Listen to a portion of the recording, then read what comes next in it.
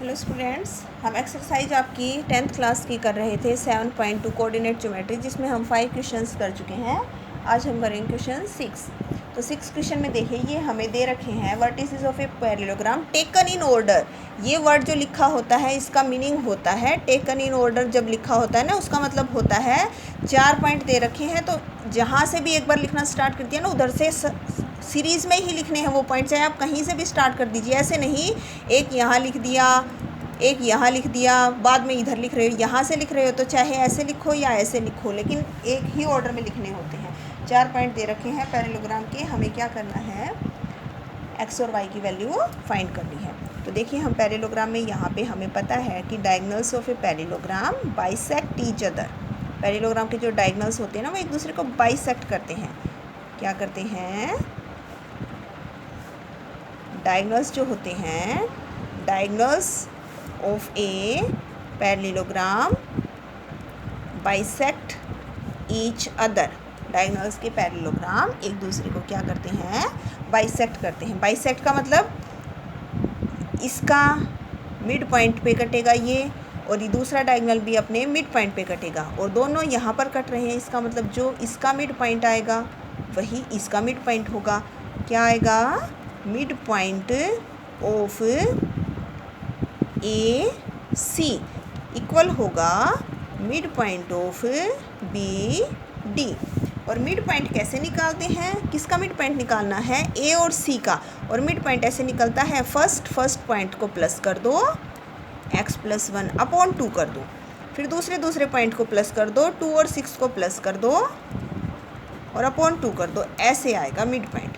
फिर बी और डी का निकालना है, बी और डी का, ये बी ये डी, तो फर्स्ट पॉइंट को प्लस कर दो, 4 और 3 को प्लस कर दो /2, और सेकंड को प्लस कर दो, y और 5 को प्लस कर दो और /2। मिड पॉइंट ऐसे निकाला जाता है। मिड पॉइंट निकालना, और जिन दोनों का फर्स्ट पॉइंट x वाली वैल्यूज़ आपस में ऐड होकर /2 कर देते हैं।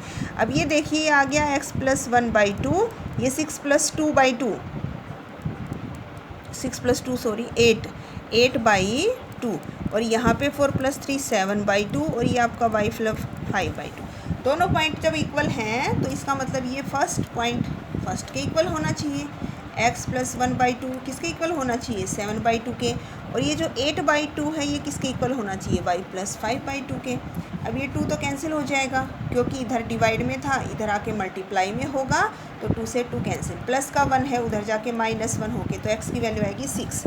यहाँ भी ये 2 डिवाइड में था, इधर आके मल्टीप्लाई में होगा तो कैंसिल, +5 है, इधर आके जब -5 करेंगे तो 8 में से जब 5 माइनस करेंगे तो 3।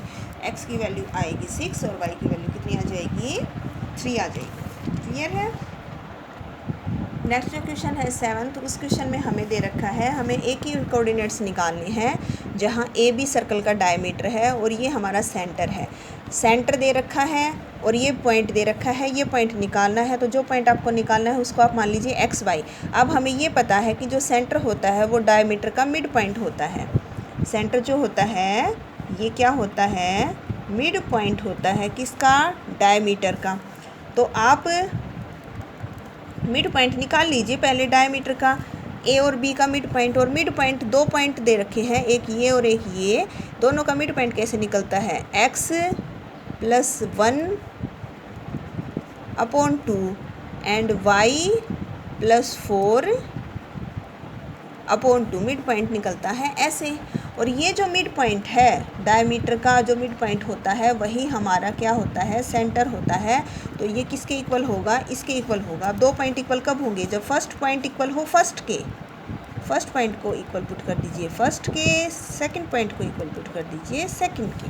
अब ये डिवाइड में 2 है, इधर आके मल्टीप्लाई जब आप इसको करोगे तो ये 4+1 इधर जाके हो जाएगा -1 एंड 4 -1 3।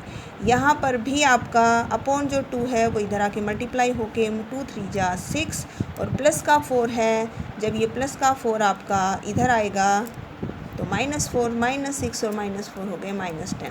तो आपका जो ए पॉइंट है वो 3 और -10 आ जाएगा। ए पॉइंट निकालना था जिससे आपने एक्स और वाई माना है, तो वो आपका आ जाएगा 3 एंड -10। क्लियर है। 8th क्वेश्चन देखिए, इसका ये इम्पोर्टेंट क्वेश्चन है आपका।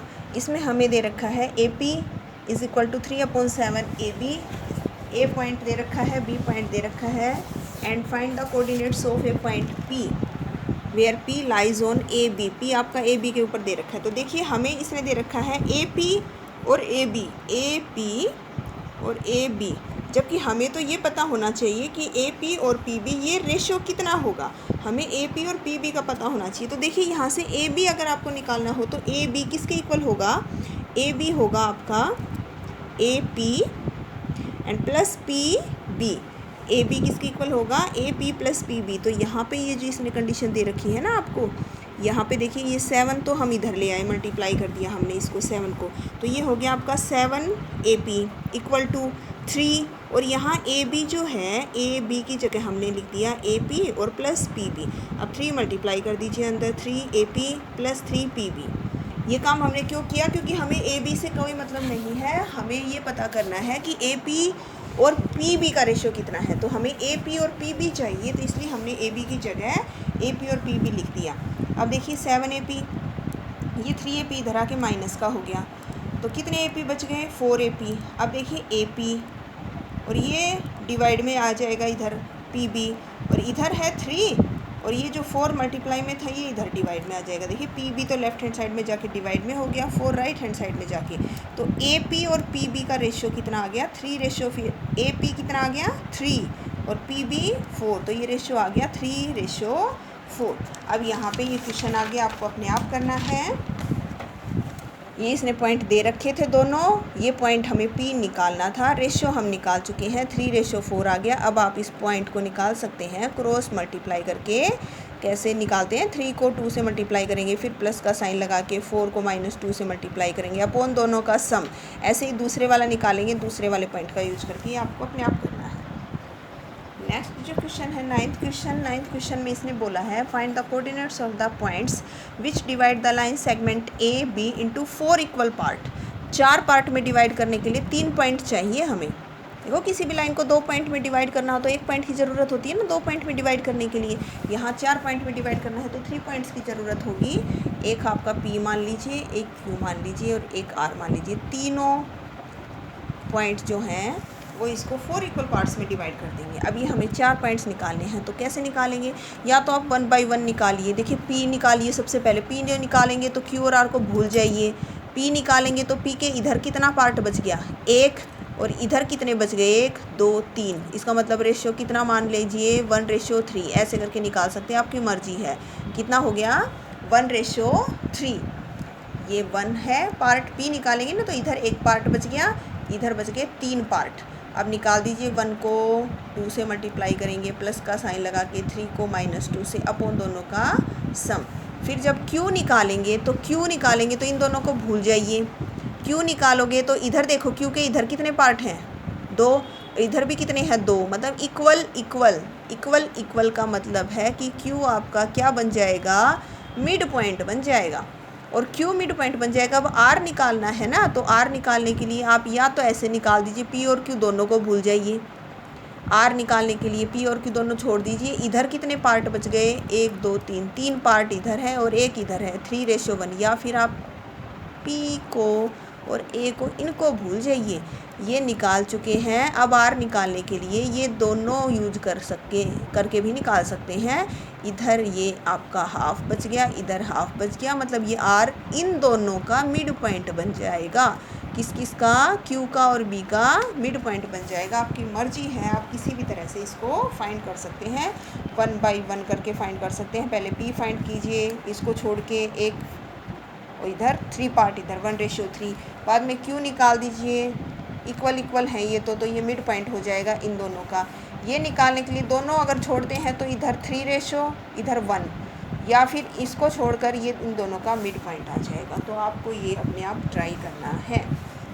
नेक्स्ट जो है आपका क्वेश्चन नंबर 10th क्वेश्चन में हमें क्या करना है, रोम्बस के वर्टिसेस दे रखे हैं, टेकन इन ऑर्डर। यहाँ से लिखना स्टार्ट किया हमने, पहला यहाँ लिखा, तो हम या तो ऐसे लिखेंगे फर्स्ट, सेकंड, थर्ड, फोर्थ, या फिर फर्स्ट यहाँ से लिख रहे हैं तो सेकंड, थर्ड, फोर्थ ऐसे लिखेंगे।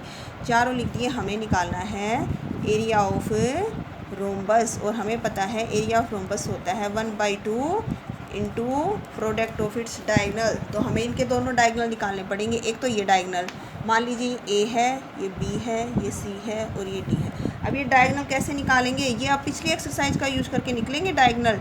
पिछली एक्सरसाइज कौन सी, डिस्टेंस फॉर्मूला जो था आपका, बी और डी दोनों लिख लिए हमने, बी लिख लिया और डी लिख दिया। अब हम ये डायगनल निकालेंगे। फर्स्ट डायगनल है जो आपका बी डी, कैसे निकलता है, स्क्वायर रूट लगाइए, ब्रैकेट लगाइए, ये लिखा x2, फिर माइनस का साइन लगा के ये लिखा और फिर इसका स्क्वायर प्लस, अब ये लिखो -1, फिर माइनस, इसमें से ये माइनस, x2 और y2 है, ये x1 और y1 है, तो x2 माइनस x1 का स्क्वायर और y2 माइनस y1 का स्क्वायर। तो ये कितना हो गया, -6 का स्क्वायर 36, यहाँ भी -6 का स्क्वायर 36, तो ये हो गए 72। 36 + 36, 36 2 जा 72, 36 का रूट तो हो गया 6 और अंदर बच गया 2, ये आ जाएगा। ऐसे ही दूसरा डायगोनल निकालेंगे। जब आप AC सेकंड डायगोनल निकालेंगे AC, तो देखिए वो कैसे निकालेंगे, रूट A और C की बात हो रही है इस बार। मान लीजिए हमने इसका फर्स्ट पॉइंट लिखा -1, फिर माइनस का साइन लगा के अब इसका लिखेंगे 3 और स्क्वायर कर दो, प्लस अब इसका सेकंड पॉइंट लिखेंगे 4, फिर माइनस का साइन लगा के इसका सेकंड लिखेंगे 0 और स्क्वायर कर दो, -1 और -3 -4 का स्क्वायर 16, यहाँ पर भी 16, तो ये हो गया आपके पास 16 2 जा 32, 16 + 16, 16 का रूट तो हो गया 4 और रूट के अंदर बच गया 2। एक डायगोनल ये आ गया और एक ये आ गया। अब एरिया क्या होता है, दोनों डायगोनल्स की product, first diagonal multiply by second diagonal और अपॉन हो जाता है 2। तो देखिए ये 2 से कैंसिल कर दीजिए, 2 जा पे, तो देखिए ये 6 2 जा 12 हो गए और √2 और √2 को मल्टीप्लाई करके 2, तो ये आ गया 24 स्क्वायर यूनिट्स में। स्क्वायर यूनिट्स में क्यों, क्योंकि मीटर सेंटीमीटर जो भी इसकी यूनिट होगी उसका स्क्वायर हो जाता है ना, एरिया निकालते हैं। तो ये आपकी एक्सरसाइज 7.2 कंप्लीट होती है। यहाँ अगर किसी बच्चे को कोई डाउट है तो आप पूछ सकते हो। Okay, thank you.